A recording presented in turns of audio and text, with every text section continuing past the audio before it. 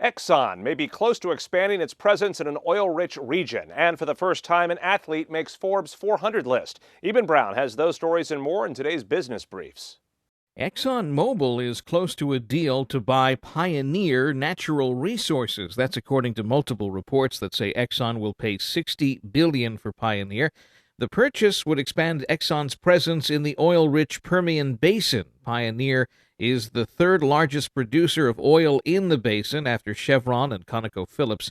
The deal would be the biggest for Exxon since it bought Mobil back in 1998 for $81 billion.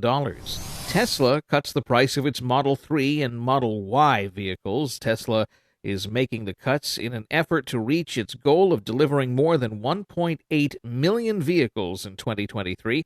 The company cut the price of the Model 3 by $1,250 and $2,250, depending on the vehicle variant. Tesla is also cutting the prices of its Model Y SUVs by $2,000. And Michael Jordan becomes the first athlete on Forbes' list of the 400 wealthiest Americans. According to Forbes, MJ is worth $3 billion. In addition to his success on the court, Jordan has been a spokesman for numerous companies, including Nike, Coca-Cola, Gatorade, and McDonald's.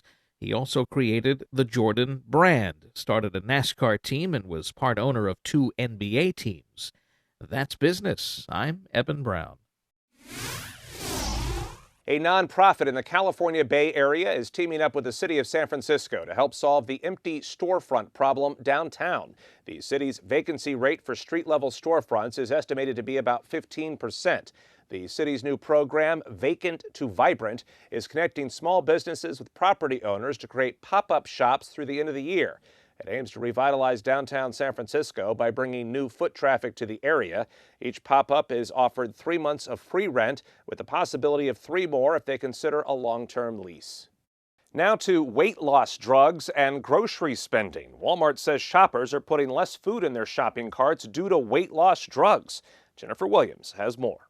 That's the most absurd thing I've ever heard. There's no way there's enough Ozempic to go around for Americans to stop eating. All we do is eat. The head of Walmart's U.S. operations told Bloomberg News this week that weight loss drugs are beginning to nibble on the retail giant's food profit margins. Registered dietitian Lisa Moskovitz says the findings make complete sense. Some people, it's not fully covered by insurance. They might be spending a lot of money out of pocket. They're going through the trouble of taking out a needle and injecting them once a week. They're committed. Walmart analyzed anonymous data of the customers who are buying these medicines at their stores, plus what these individuals spend on groceries. They are in a weight loss mentality. They're in a let me eat as little as possible and take advantage of this medication that is suppressing my appetite mentality.